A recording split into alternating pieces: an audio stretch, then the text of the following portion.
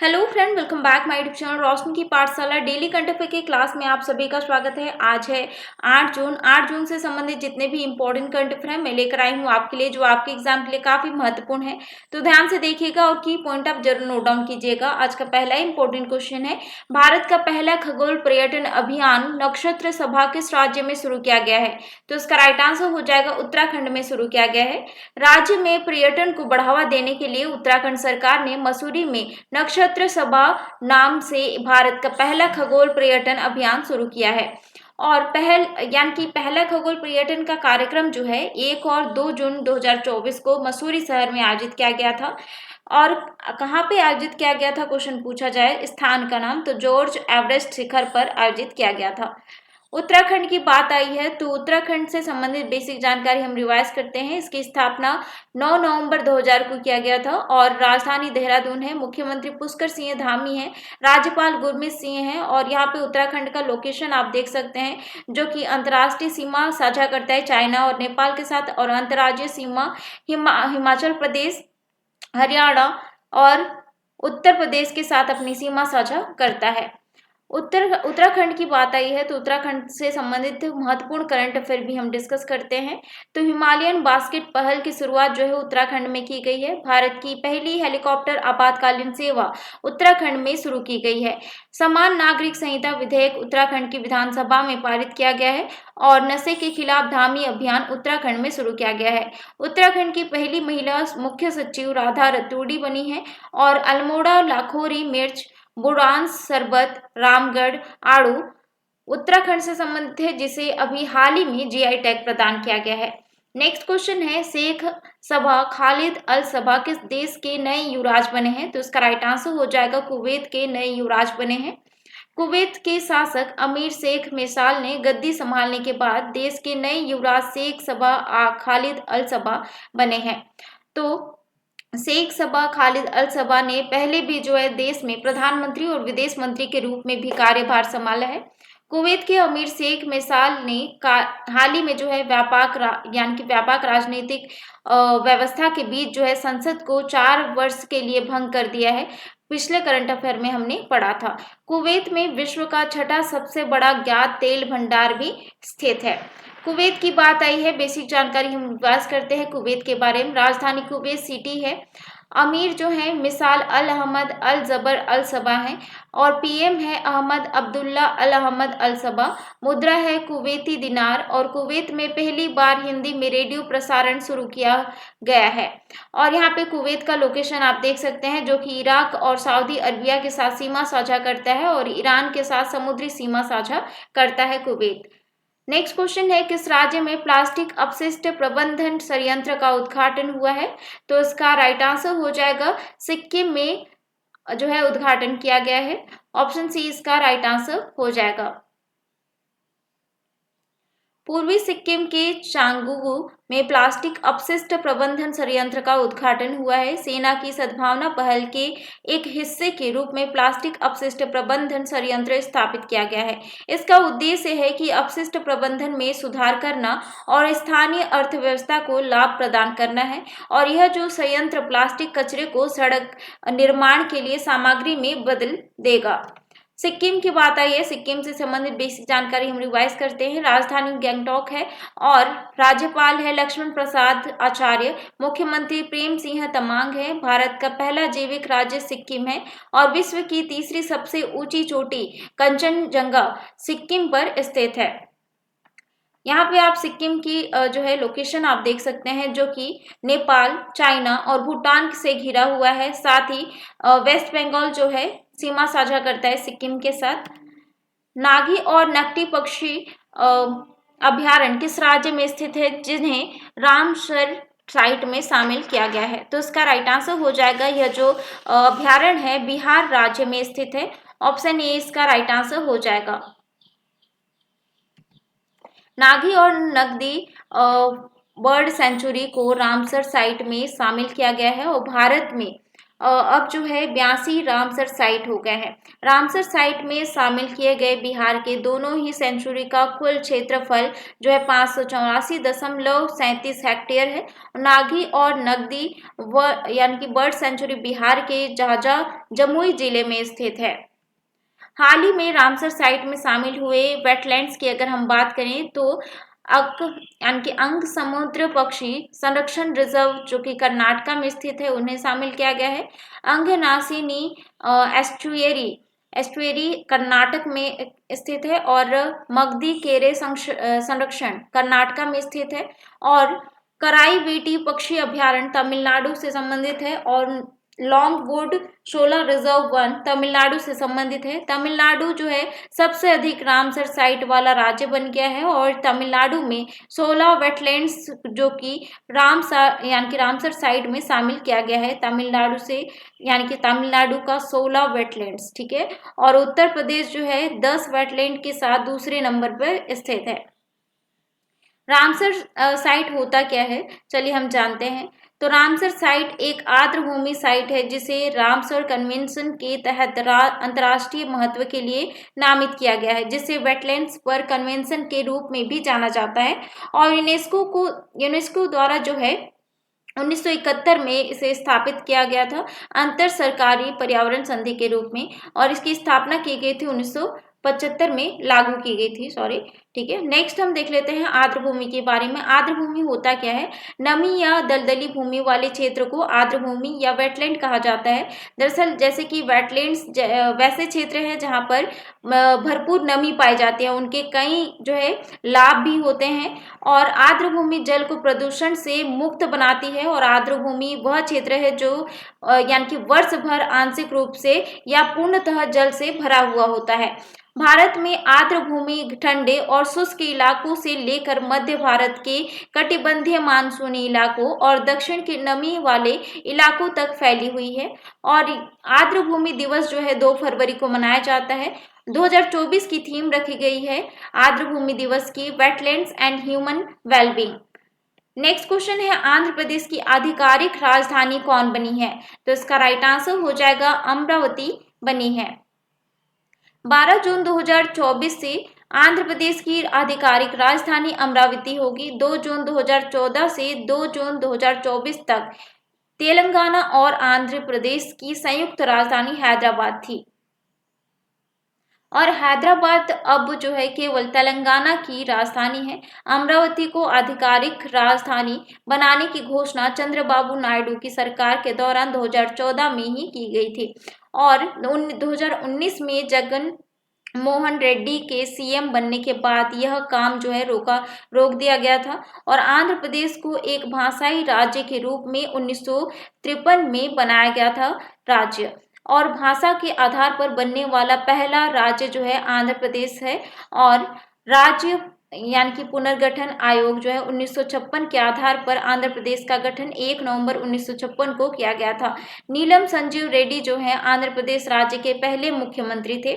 आंध्र प्रदेश की बात आई है तो आंध्र प्रदेश से संबंधित बेसिक जानकारी हम देख लेते हैं। इसका गठन किया गया था 1 नवंबर 1956 को। राज्यपाल एस अब्दुल नजीर हैं और विधानसभा की सीटें 175 हैं, राज्यसभा की 11 सीटें हैं और लोकसभा की 25 सीटें हैं। तो यहाँ पे जो है आंध्र प्रदेश का लोकेशन आप देख सकते हैं जो कि उड़ीसा और छत्तीसगढ़, तेलंगाना, कर्नाटका और तमिलनाडु के साथ अपनी सीमा साझा करता है।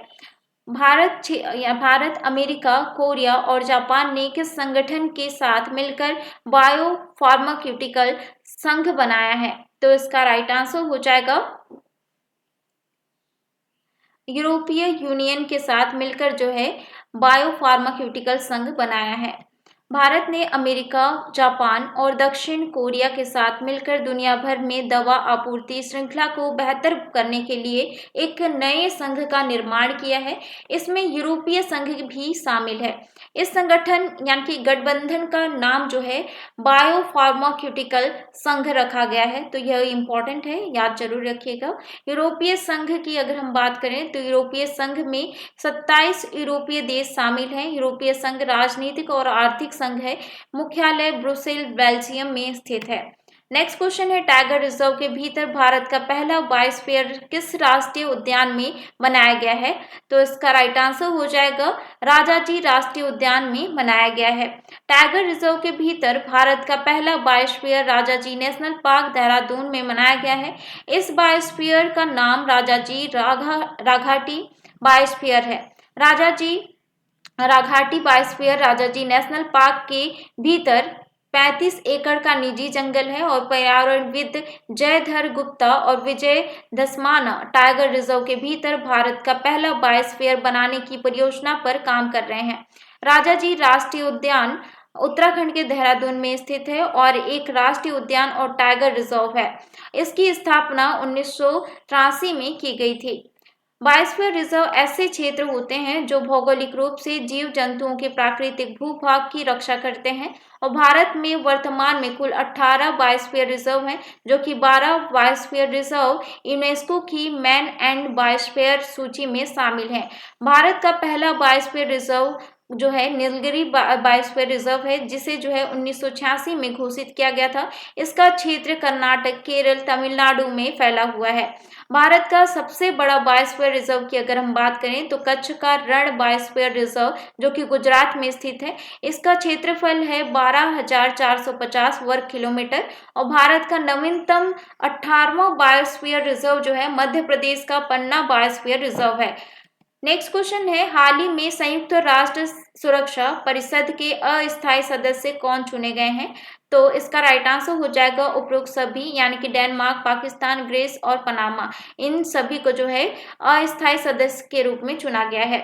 संयुक्त राष्ट्र महासभा ने पाकिस्तान, सोमालिया, पनामा और डेनमार्क, यूनान को जो है संयुक्त राष्ट्र सुरक्षा परिषद के नए अस्थायी सदस्यों के रूप में चुना गया है। उन्हें 1 जनवरी 2025 से शुरू होने वाले 2 वर्षों के कार्यकाल के लिए चुना गया है। नए चुने गए सदस्यों जैसे कि जापान, माल्टा, मोजाम्बिक, इक्वाडोर और स्विट्जरलैंड का स्थान लेने के लिए कार्यकाल जो है 31 दिसंबर 2024 को उनका समाप्त हो जाएगा, तब इनको जो है जगह दी जाएगी। संयुक्त राष्ट्र सुरक्षा परिषद की बात आई है तो इससे संबंधित बेसिक जानकारी हम देख लेते हैं। संयुक्त राष्ट्र सुरक्षा का जो है सबसे महत्वपूर्ण निकाय है संयुक्त राष्ट्र का और अंतर्राष्ट्रीय शांति और सुरक्षा बनाए रखने के लिए मुख्य रूप से यह जिम्मेदार है और सुरक्षा परिषद के 15 सदस्य होते हैं, जिनमें से 5 स्थायी होते हैं और 10 अस्थायी होते हैं। स्थायी सदस्य की अगर हम बात करें तो संयुक्त राष्ट्र अमेरिका, यूनाइटेड किंगडम, फ्रांस, रूस और चीन है और स्थायी सदस्यों के पास जो है वीटो पावर होता है। वीटो पावर क्या होता है? जैसे कि किसी आधिकारिक कार्रवाई को एक तरफा यानी कि अकेली भी जो है रोकने में उनकी कानूनी शक्ति होती है, इसे कहा जाता है वीटो पावर। और 10 अस्थायी सदस्यों जो है 2 साल के लिए चुने जाते हैं, जिनमें से भारत जो है संयुक्त राष्ट्र सुरक्षा परिषद के अस्थायी सदस्य के रूप में 8 बार चुना गया है। अंतिम बार जो है यानी कि लास्ट टाइम 2021 से 22 यानी कि 2022 के लिए चुना गया था भारत अस्थायी सदस्य के रूप में। नेक्स्ट हम देख लेते हैं किस देश में अरुण 3 जल विद्युत परियोजना का उद्घाटन किया गया है? तो इसका राइट आंसर हो जाएगा नेपाल में जो है उद्घाटन किया गया है। ऑप्शन ए इसका राइट आंसर हो जाएगा। नेपाल के प्रधानमंत्री पुष्प कमल दहल प्रचंड ने नेपाल में अरुण 3 जल विद्युत परियोजना की हेडरेस सुरंग का उद्घाटन किया है और अरुण 3 जल विद्युत परियोजना का निर्माण सतलज जल विद्युत निगम और Arun 3 power development company private limited द्वारा किया जा रहा है। नेपाल की बात आई है तो नेपाल से संबंधित बेसिक जानकारी हम देख लेते हैं। राजधानी काठमांडू है, राष्ट्रपति रामचंद्र पौडेल है, प्रधानमंत्री है पुष्प कमल दहल जी और मुद्रा है नेपाली रुपया और नेपाली जो है यानी कि नेपाल जो है सेम सेक्स मैरिज रजिस्टर करने वाला पहला दक्षिण एशियाई देश बना है। यहाँ पे जो है नेपाल का लोकेशन आप देख सकते हैं, जो कि भारत के कौन कौन से राज्य जो है इसके साथ सीमा साझा करती है। तो उत्तराखंड, उत्तर प्रदेश, बिहार और पश्चिम बंगाल और सिक्किम जो है नेपाल के साथ सीमा साझा करती है। दुनिया की सबसे बड़ी मूल्यवान कंपनी कौन सी बनी है? तो इसका राइट आंसर हो जाएगा माइक्रोसॉफ्ट बनी है। माइक्रोसॉफ्ट हाल ही में दुनिया की सबसे मूल्यवान कंपनी बनी है। माइक्रोसॉफ्ट कंपनी का मार्केट कैप 3.1 ट्रिलियन डॉलर है और अमेरिका की सेमीकंडक्टर चिप बनाने वाली कंपनी NVIDIA कॉर्प दुनिया की यानी कि दूसरा सबसे वैल्यूएबल कंपनी बन गई है। और NVIDIA के भारत में जो है 4 इंजीनियरिंग डेवलपमेंट सेंटर हैं। ये सेंटर जो है कहाँ कहाँ पे हैं? हैदराबाद, पुणे, गुरुग्राम और बेंगलुरु में स्थित है। अब बारी है रिवाइज करने की पिछले करंट अफेयर को। तो किस राज्य सरकार के द्वारा वायु प्रदूषण से निपटने के लिए 10,000 करोड़ रुपए की परियोजना शुरू की गई है? तो इसका राइट आंसर हो जाएगा हरियाणा राज्य में। गुडलेप्पा हल्ली केरी पुरस्कार किसे प्रदान किया गया है? तो इसका राइट आंसर हो जाएगा सिद्धलिंगा पटना सेठी को। भारतीय मूल की कौन सी अंतरिक्ष यात्री तीसरी बार अंतरिक्ष की यात्रा पर गई है? तो इसका राइट आंसर हो जाएगा सुनीता विलियम्स। ऑप्शन डी इसका राइट आंसर हो जाएगा। 2025 में यानी कि अंतर्राष्ट्रीय वायु परिवहन संघ बैठक की मेजबानी कौन सा देश करेगा? तो इसका राइट आंसर हो जाएगा भारत द्वारा किया जाएगा, जिसमें से इंडिगो जो है इसका जो है मेजबानी करेगा। अंतरिक्ष में 1000 दिन पूरा करने वाले पहले व्यक्ति कौन बने हैं? तो इसका राइट आंसर हो जाएगा ओलेग कोनोनेको बने हैं। हाल ही में हरियाणा में कहाँ जीएसटी भवन का उद्घाटन किया गया है? तो हरियाणा के रोहतक में उद्घाटन किया गया है। अंतर्राष्ट्रीय क्रिकेट में 600 छक्के लगाने वाले पहले क्रिकेटर कौन बने हैं? तो इसका राइट आंसर हो जाएगा रोहित शर्मा बने हैं। दुनिया का पहला ईवी बैटरी पासपोर्ट किसके द्वारा लॉन्च किया जाएगा? तो इसका राइट आंसर हो जाएगा वोल्वो कार्स के द्वारा। और ईबू ज्वालामुखी किस देश में है जिसमें हाल ही में विस्फोट हुआ है? तो इसका राइट आंसर हो जाएगा इंडोनेशिया में स्थित है। और MPCI ने यूपीआई भुगतान शुरू करने हेतु किस देश की केंद्रीय बैंक के साथ समझौता किया है? तो इसका राइट आंसर हो जाएगा पेरू के साथ। अब बारी है एडिशनल जीके की। आज के एडिशनल जीके में हम देखेंगे हाल ही में स्थापित किए गए प्रमुख भवनों के बारे में।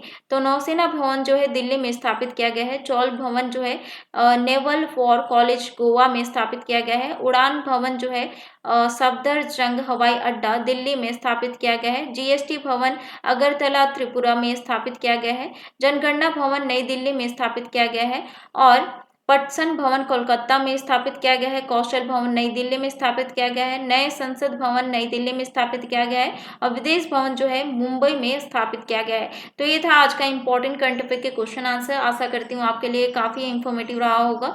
और ऐसे ही डेली इंपॉर्टेंट करंट अफेयर के क्वेश्चन आंसर देखने के लिए मेरे चैनल को सब्सक्राइब करिए, साथ ही बेल आइकन को प्रेस कीजिए ताकि आने वाली वीडियो का नोटिफिकेशन आपको मिलता रहे। सारे क्वेश्चन जो इंपॉर्टेंट है आपके एग्जाम में देखने को जरूर मिलेंगे, ठीक है। और अगर आपको इसका सारे क्लास का PDF नोट्स चाहिए डेली करंट अफेयर के, तो आप जो है टेलीग्राम ग्रुप ज्वाइन कर सकते हैं। डेली करंट अफेयर के बाद जो है PDF नोट्स आपको टेलीग्राम ग्रुप में सेंड कर दिया जाता है, जिसके आपको जो है रिवाइज करने में आसानी होती है, ठीक है। मिलते हैं नेक्स्ट क्लास में।